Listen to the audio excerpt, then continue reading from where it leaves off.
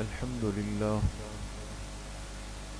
الحمد لله نحمده ونستعينه ونستغفره ونؤمن به ونتوكل عليه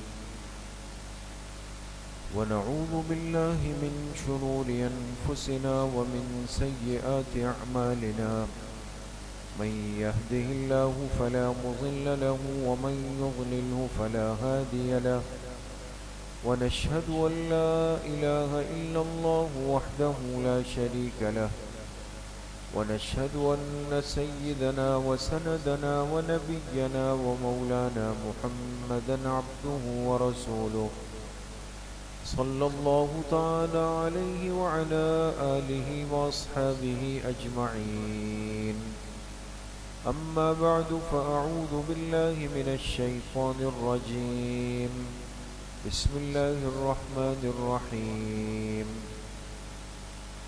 أفحسبتم أنما خلقناكم عبثا وأنكم إلينا لا ترجعون وقال رسول الله صلى الله عليه وسلم من حسن إسلام المرء تركه ما لا يعنيه صدق الله وصدق رسوله النبي الكريم ونحن على ذلك لمن الشاهدين والشاكرين والحمد لله رب العالمين.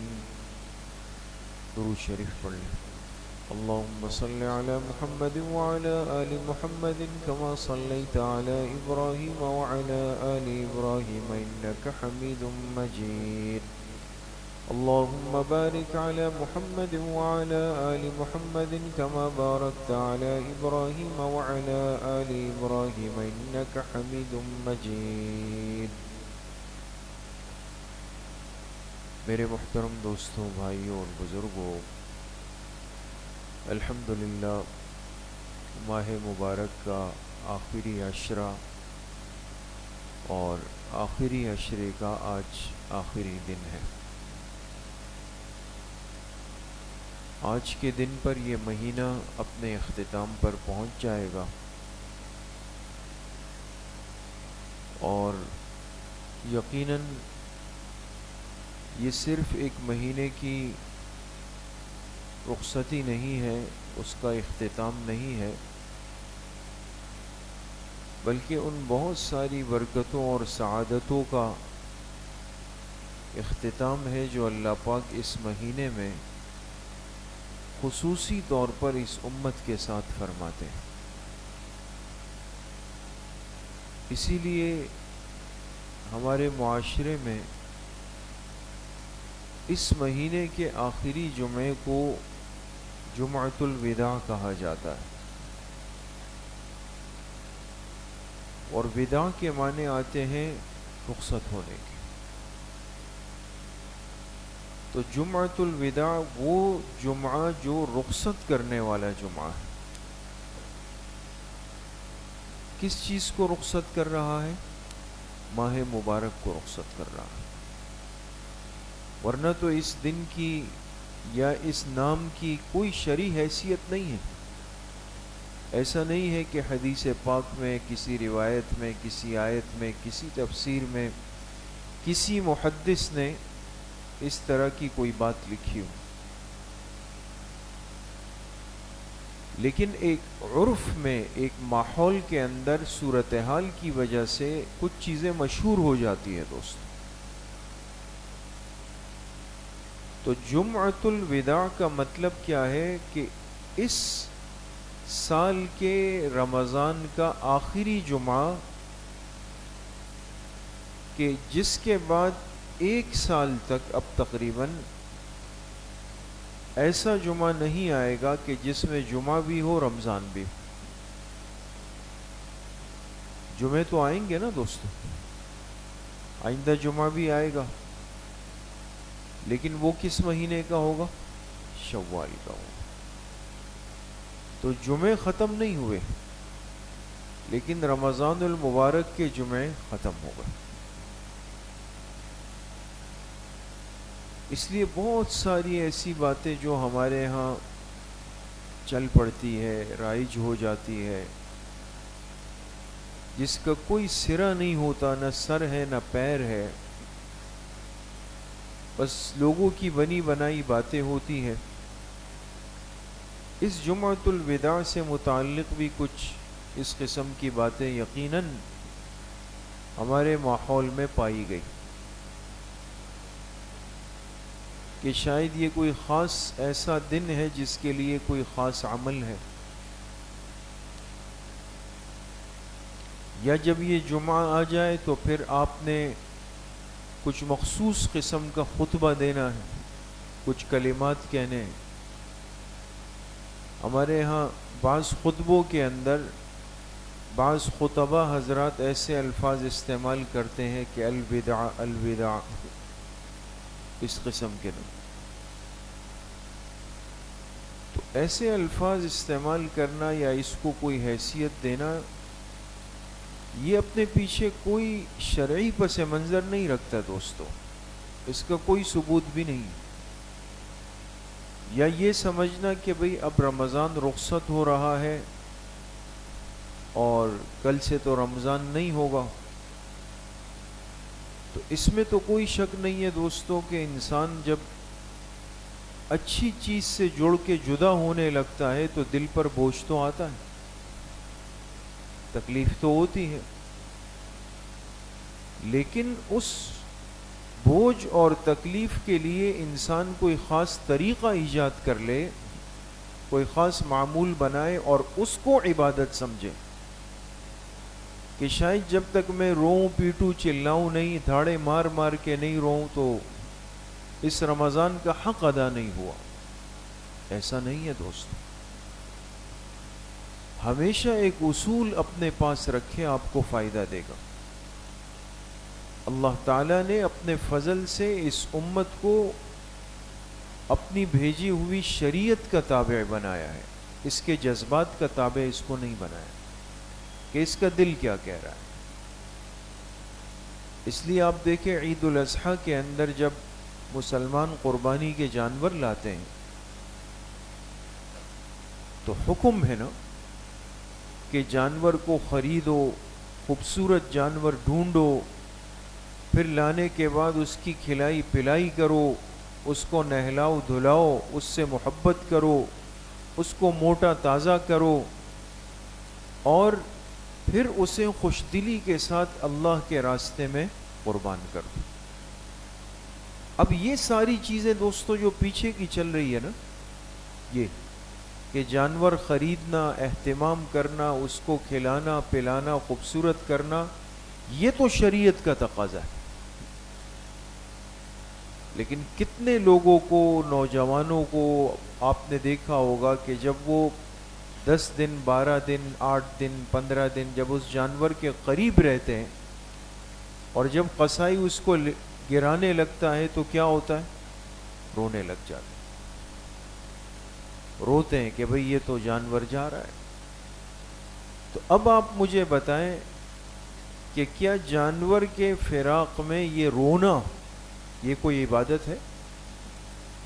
کہ کسی نے کہا بھئی یہ بھی سنت ہے، اس کو بھی افضل ہے، پورا کرنا ہے؟ نہیں. جو پیچھے کی ساری چیزیں ہیں نا وہ سب عبادت کی قبیل میں سے، اس لیے کہ وہ سنت سے ثابت ہے. جانور کو اہتمام سے خریدنا عبادت ہے، اس کو اہتمام سے کھلانا پلانا عبادت ہے، اس سے محبت کرنا عبادت ہے، اور اس کی خوبصورتی کو پیش نظر رکھ کر لینا عبادت ہے. لیکن جب وہ لیٹ جائے قربان ہونے کے لیے اور میں نے اس کے ساتھ 10 12 15 دن گزارے اور اس جدائی کی وجہ سے فطری طور پر دل پر ایک بوجھ آیا، لوگ روتے ہیں. بہت سارے ایسے بھی ہوتے ہیں کہ جو اس وقت کھڑے بھی نہیں رہ پاتے، وہاں سے چلے جاتے. یہ کوئی عبادت تو نہیں ہے، یہ ایک جذباتی چیز ہو سکتی. ماہ مبارک اللہ کی کتنی بڑی نعمت ہے، آپ نے ہر جمعے میں اپنے علماء سے سنا، ہر سال سنتے ہیں. بہت بڑی نعمت، بہت بڑا انعام ہے. لیکن میرے عزیزو دوستو بزرگو، ایسا ہرگز نہیں ہے کہ اس ماہ مبارک کی رخصتی کا وقت آئے اور اس کی تکمیل کا وقت آئے اور انسان کہے کہ اب جاتے جاتے ایک عبادت یہ بھی ہوگی کہ ہم دھاڑے مار مار کے روئیں اس کے پیچھے. نہیں، یہ ضرور حدیث سے ثابت ہے کہ آپ علیہ الصلاۃ والسلام نے ارشاد فرمایا کہ روزہ دار کے لیے دو خوشیاں ہیں. ایک خوشی اس وقت ہوتی ہے جب یہ افطار کرتا ہے. دیکھیں افطار کب ہوتا ہے؟ جب روزہ ختم ہوتا ہے، مکمل ہوتا ہے. روزے کی تکمیل خوشی کا موقع ہے، رمضان کی تکمیل خوشی کا موقع ہے. یہ حدیث سے ثابت ہے.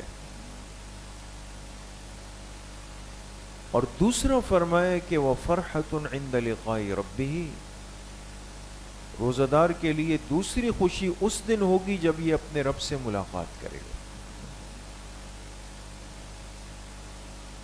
مزاج بنائیں، دین کو سیکھیں، پکے مسلمان اور مومن بنیں. ہم شریعت کے تابع ہیں. میرے اندر کے جذبات مجھے کیا کہتے ہیں، دل میرا کیا کر رہا ہے، دین تو نہیں ہے. اس لیے میرے عزیز و دوستو بزرگوں، جمعۃ الوداع کا لفظ اس کے لیے استعمال کرنا یہ ہمارے عرف کا طریقہ ہے، معاشرے کا. لیکن چونکہ اس میں کوئی ممنوع بات نہیں تھی تو فقہا نے اس پر رد نہیں کیا، لیکن اس کے مطلب کی وضاحت کی کہ جمعۃ الوداع کا مطلب کیا ہے کہ ماہ مبارک کا وہ جمعہ، وہ آخری جمعہ جو اب تمہیں پیغام دے رہا ہے کہ میں تم سے رخصت ہو کے جدا ہو کے جا رہا ہوں. اب 11 مہینے تم نے انتظار کرنا ہوگا میرا، اور جس کی زندگی ہوگی اللہ سب کو برکت نصیب فرمائے تو اس کو آئندہ سال کا رمضان نصیب ہوگا، اور جس کی قضا قدر اللہ پاک کے حکم سے پوری ہوگی وہ چلا جائے گا دنیا سے. لیکن اس دن کے لیے کوئی مخصوص طریقہ نہیں، کوئی نوافل نہیں، کوئی خاص دعا نہیں، ایسا کچھ بھی نہیں. اسی طریقے سے ہمارے بر صغیر پاک و ہند میں ایک بہت غلط ترتیب اور طریقہ رائج رہا ایک طویل عرصے تک. اب تو علماء کی محنتوں سے لوگوں کو سمجھ آئی بات کہ لوگ کیا کرتے تھے، رمضان کے آخری جمعے کے دن قضائے عمری پڑھتے تھے. قضائے عمری، پورے عمر کے نمازوں کی قضا. کیا مطلب؟ انسان نے اگر اپنی نادانی، لا علمی، جہالت، برے ماحول کی وجہ سے گزشتہ زندگی کے کئی سالوں کی نمازیں چھوڑی ہیں، اس کے ذمہ قضا ہے. نماز تو بالغ عاقل ہونے کے بعد فرض ہے، اور جب تک انسان کے پاس اس دنیا میں عقل و شعور باقی ہے نماز کی فرضیت بھی باقی ہے. تو اب اگر انسان کے ذمہ سابقہ زندگی کی نمازیں باقی ہے، اس گناہ کی تلافی اور ازالے کا ایک ہی طریقہ شریعت نے دیا ہے، اور وہ کیا ہے کہ ہم اس کی قضا ادائیگی شروع کریں، اس کے علاوہ نہیں. تو ایک طریقہ رائج ہوا جس کو قضائے عمری کا عنوان دیا گیا، اور کچھ ایسے الفاظ بعض روایات سے نکالے گئے، لیکن تمام محدثین نے اس کو وضاحت کے ساتھ لکھا کہ ھذا کذب باطل.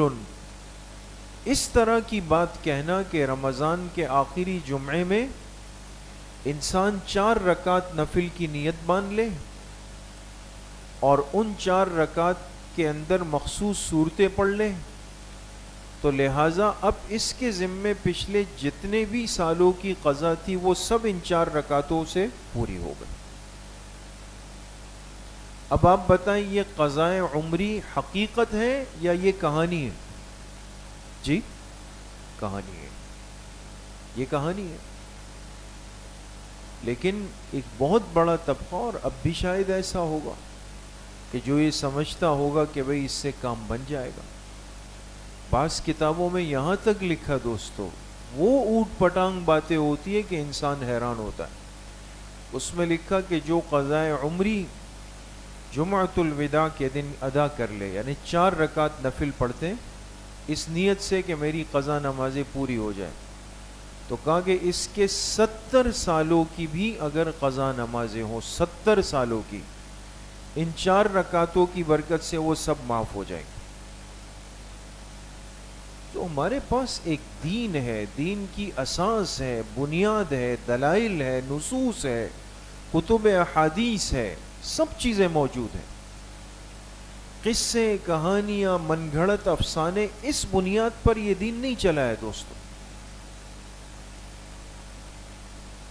اس لیے ہمیشہ ان باتوں میں اپنے آپ کو بیدار رکھیں، سنجیدہ رکھیں، اہل حق علماء سے دین سیکھیں، دین سمجھیں.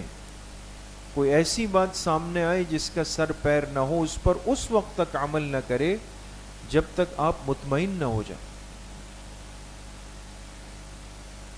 تو دن تو جمعۃ الوداع ہے دوستو، اس میں تو شک نہیں ہے کہ اس سال کے رمضان کا آخری جمعہ ہے، لیکن اس دن کے لیے کوئی مخصوص طریقہ اور کوئی مخصوص عمل ثابت نہیں ہے دوستو.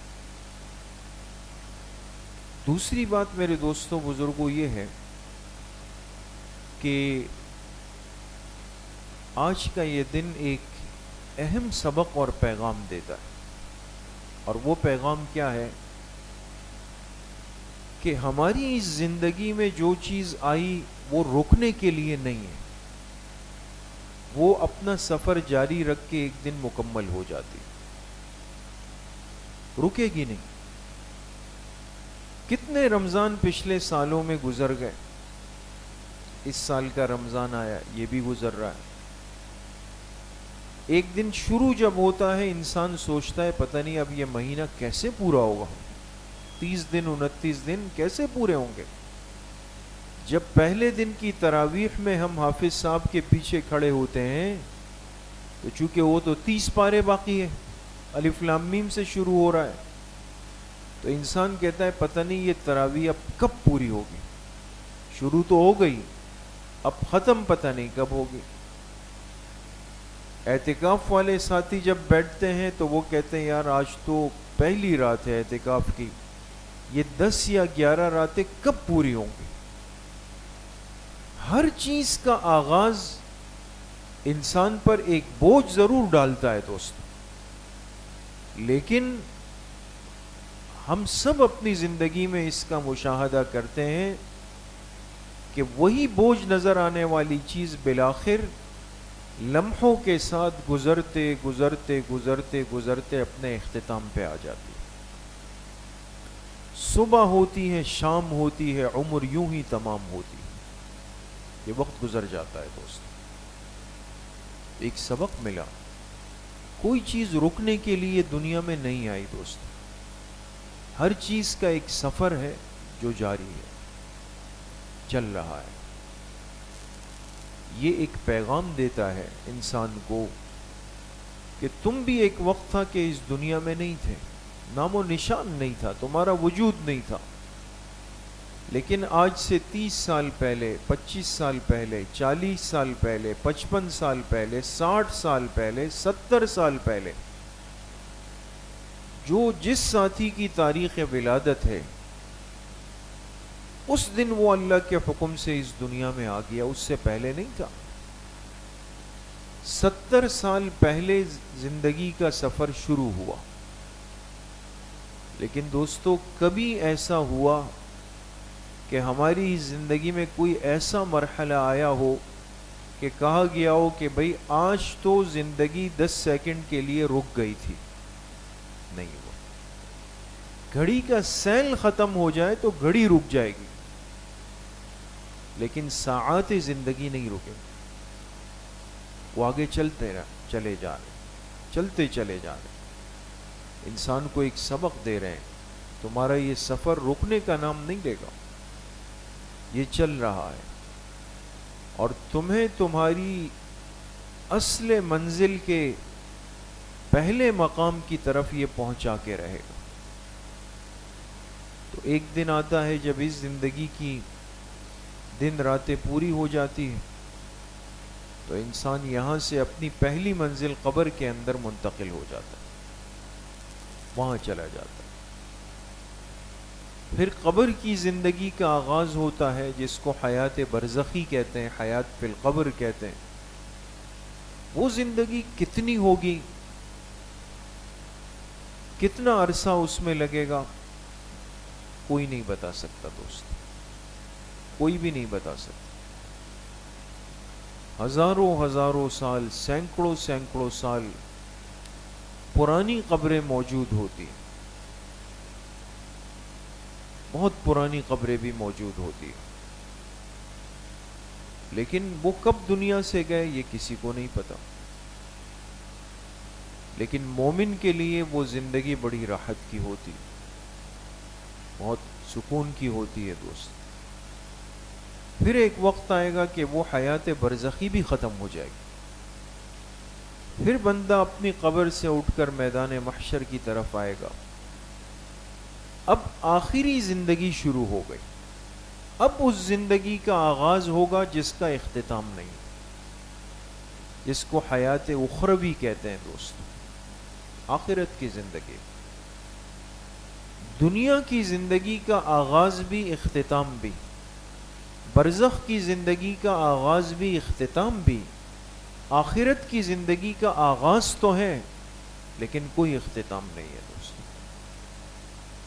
وہ ہمیشہ ہمیشہ کی زندگی ہوگی۔ جب ایک مرتبہ شروع ہو جائے گی تو بس پھر وہ حیات ہی حیات ہوگی، اس کے لیے کوئی اختتام نہیں، کوئی ختم ہونا نہیں ہے۔ تو اس دنیا میں رہتے ہوئے دوستو، اس سفر میں گزرتے ہوئے ہمیں اس آخرت کی زندگی کی تیاری کرنی، یہ اس جمعے کا سب سے بڑا پیغام ہے دوست، کہ ہر سال ہم جمعۃ الوداع پہ بات کرتے ہیں، پھر وہ وقت گزر جاتا ہے، معلوم ہوا زندگی روکی نہیں، یہ جل رہی۔ اس آخرت کی تیاری یہاں رہتے ہوئے کرنی ہے دوست، اور وہ ساری چیزیں دوستو جو ہماری زندگی کو خراب کر دیتی ہے، پراگندہ کر دیتی ہے، ہمیں اللہ پاک سے دور کر دیتی ہے، ان چیزوں سے ہمیں آج اپنے آپ کو بچانا ہے دوستو، کہ وہ چیزیں ہمیں اللہ پاک کی رحمت سے، اللہ کی رضامندی سے وہ ہمیں بالکل محروم کر دیتی ہے، وہ ہمیں بالکل دور کر دیتی۔ اسی لیے ایک صحابی ہے حضرت ابو دجانہ رضی اللہ تعالی عنہ، یہ بڑے جنگجو قسم کے بہادر مجاہد صحابی، ہر صحابی بہادر ہے، شجاع ہے، کوئی نعوذ باللہ بزدل نہیں، لیکن وصف میں فرق ہوتا ہے، بعض میں ایک وصف زیادہ ہوتا ہے، بعض میں دوسرا زیادہ، بعض میں تیسرا زیادہ ہوتا ہے، یہ سب چیزیں ہوتی ہیں۔ غزوہ احد جب ہو رہا تھا، احد کے موقع پر آپ علیہ الصلاۃ والسلام کے ہاتھ مبارک میں تلوار آئی، آپ نے فرمایا کون مجھ سے یہ تلوار لے سکتا ہے؟ بہت غور سے سنیں دوستو، آپ نے فرمایا کون مجھ سے یہ تلوار لے سکتا ہے؟ اللہ کے پاک پیغمبر علیہ السلام فرمائے مجمع کھڑا ہو گیا۔ آپ نے فرمایا کون میری اس تلوار کا حق ادا کر سکتا ہے؟ اب تین حضرات کھڑے رہ گئے، حضرت عمر رضی اللہ عنہ، حضرت زبیر بن العوام رضی اللہ عنہ، اور حضرت ابو دجانہ رضی اللہ عنہ، اس لیے کہ شرط بہت بڑی ہے کہ اس تلوار کا حق، اور تلوار کس کی ہے؟ خاتم الانبیاء صلی اللہ علیہ وسلم، اس کا حق کون ادا کرے؟ یہ تین حضرات کھڑے رہ گئے۔ اب فیصلہ حضور علیہ الصلاۃ والسلام نے کرنا تھا، آپ نے وہ تلوار لی اور تینوں میں سے حضرت ابو دجانہ رضی اللہ عنہ کو دے دی۔ صحابہ حیران بھی ہوئے، اس لیے کہ تقریباً کا ذہن تھا کہ حضرت عمر کو ملے گی، اور ایک طبقے کا ذہن تھا کہ جہادی مہارت جو حضرت زبیر رضی اللہ عنہ کے پاس تھی یہ کسی صحابی کے پاس نہیں تھی۔ جہاد کے معاملات میں بہت ماہر صحابی، ان کے بڑے عجیب و غریب واقعات ہیں دوست۔ خود حضرت زبیر بن العوام فرماتے جب حضور علیہ السلام نے تلوار حضرت ابو دجانہ کو دی تو دل پر ایک عجیب خیال آیا کہ یہ کیا ہو گیا، لیکن میری زبان سے نکلا کہ اللہ اور اللہ کے رسول صلی اللہ علیہ وسلم زیادہ بہتر جانتے ہیں، تو آپ نے حضرت ابو دجانہ کو دے دی۔ اور جب لڑائی شروع ہوئی صحابہ فرماتے ہم نے دیکھا حضرت ابو دجانہ تلوار لے کے گئے اور اس تلوار سے کافروں کی، کئی بڑے کافر سرداروں کی کھوپڑیاں اتار کے آئے، اس مہارت کے ساتھ لڑے، اور پھر اس تلوار کے ساتھ زندہ سلامت محفوظ حضور علیہ الصلوۃ والسلام کی خدمت میں آئے۔ اور ان کا انتقال بستر پہ ہوا، اتنے جنگجو صحابی۔ جب ان کی وفات کا وقت آیا حضرت ابو دجانہ رضی اللہ عنہ، تو چونکہ جلیل القدر صحابی ہیں، اب دنیا سے جا رہے ہیں، صحابہ ان سے ملنے کے لیے آئے، تو اب جو آتا تو ان کو لگتا کہ ان کے چہرے کی کیفیت ہی بدلی ہوئی ہے، ایک ایسا نور نکل رہا تھا کہ صحابہ فرماتے ہیں ہمیں سمجھ نہیں آتا تھا کہ یہ وہ ابو دجانہ ہے، لیکن اب تو موت کی کیفیت میں ہے۔ تو جو صحابی باہر نکلتے دوسرے سے پوچھتے، وہ کہتے ایسے عجیب انوارات ہیں ان کے چہرے سے۔ تو ایک صحابی نے کہا میں پوچھوں گا۔ وہ آئے حضرت ابو دجانہ رضی اللہ عنہ سے کہا کہ آپ تو ہمارے ساتھی ہیں، ہم نے آپ کو ساری زندگی دیکھا ہے، آج آپ کے چہرے پر یہ اتنا نور، یہ کیفیت کیسے آئی؟ تو حضرت ابو دجانہ رضی اللہ عنہ جن کی سانس اکھڑ رہی ہے نا جسم سے، دنیا سے رخصت ہو رہے ہیں، ان صحابہ نے امت کو ہر دین کی ہر بات پہنچائی ہے دوست، خیانت نہیں کی انہوں نے۔ تو حضرت ابو دجانہ نے فرمایا کہ وہ تو آپ لوگ سمجھ سکتے ہیں کہ میرے چہرے کی کیا کیفیت ہے، لیکن میں نے ساری زندگی دو باتوں کا خیال رکھا ہے۔ کتنی باتوں کا دوستو؟ دو باتوں۔ یہ چیزیں سمجھنے کی ہوتی، دو باتوں کا میں نے ساری زندگی خیال رکھا۔ ایک تو یہ ہے پوری زندگی میں کبھی لا یعنی بے مقصد کام کے اندر اپنے آپ کو مشغول نہیں کیا۔ بے مقصد کام میں نے اپنی پوری زندگی اپنے آپ کو کبھی مشغول نہیں کیا۔ دوسرا، میں نے ساری زندگی اس کا دھیان رکھا کہ میرے دل میں کسی کے لیے حسد پیدا نہ ہو۔ وقت کی بھی حفاظت کی، دل کی بھی حفاظت کی۔ یہ وہ صحابی کہہ رہے ہیں جن کو اللہ کے پاک پیغمبر علیہ السلام نے تلوار دی تھی، اور وہ صحابی ہے جو دنیا سے جا رہے ہیں تو چہرہ انوارات سے بھرا ہوا ہے۔ وہ جو اپنی زندگی کا خلاصہ بیان کریں گے وہ باتیں کتنی اہم ہوں گی دوست،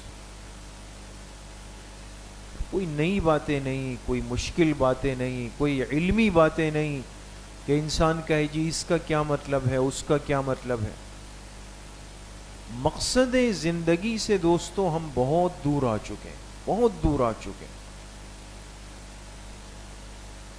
لا یعنی کے اندر اپنے آپ کو مشغول کرنا ایک مسلمان کا کام نہیں تھا، لیکن آج سب سے زیادہ امت کا اشتغال اور امت کی مصروفیت وہ بے مقصد کاموں کے اندر، بے مقصد کام، زندگی کے مقصد سے دور ہٹتے چلے گئے۔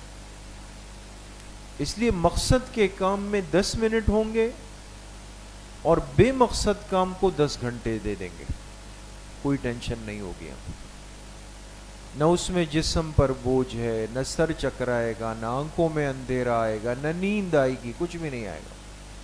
مقصد کی طرف آئیں گے، قرآن کھول کے بیٹھیں گے، دوسرے صفحے پر جائیں گے اور کہیں گے کہ بس سر چکرا رہا ہے جی، سر چکرا رہا ہے، اس لیے کہ مقصد زندگی سامنے نہیں ہے، لا یعنی کے اندر ہم نے اپنے آپ کو مشغول کر دیا۔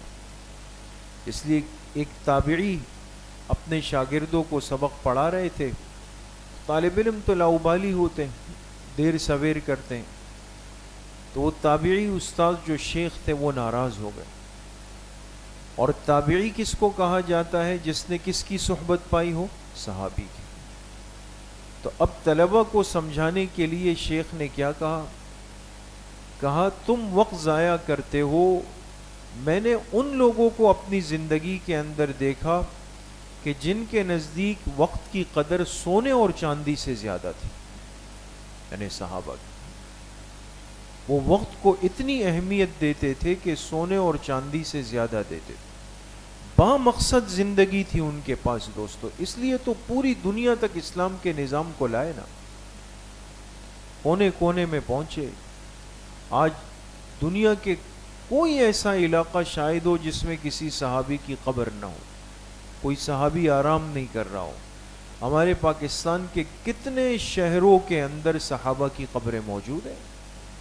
آپ کے قریب سندھ میں سکھر کے اندر 3 صحابی آرام فرما رہے ہیں، پشاور میں صحابہ آرام فرما رہے ہیں، ملتان میں صحابہ آرام فرما رہے ہیں، پنجگور قلات کے اندر صحابہ آرام فرما رہے ہیں، بہت ساری۔ یہ کہاں سے آئے دوست؟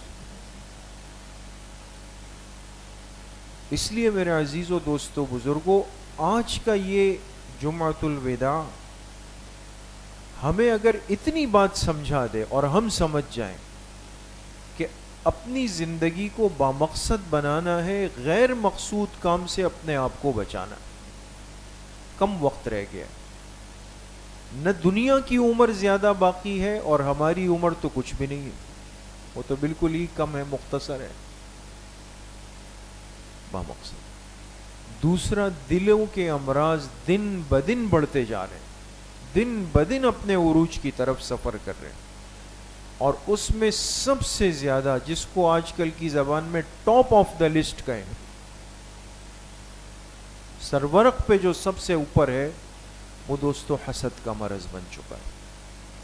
اس لیے کہ اس میں کچھ بولنا چال تو ہے نہیں اس کے اندر، وہ تو اندر کی دنیا ہے، اندر ہانڈی پک رہی ہے،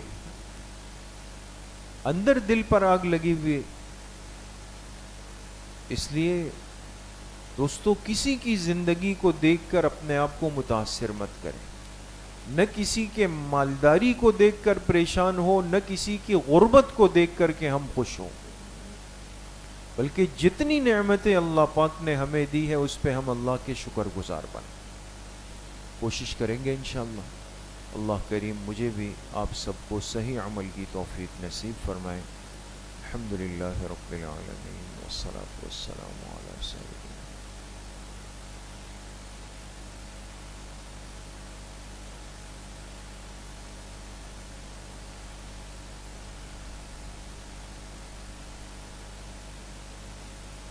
وصلی اللہ وسلم علی نبینا محمد وآلہ واصحابہ اجمعین برحمتہ۔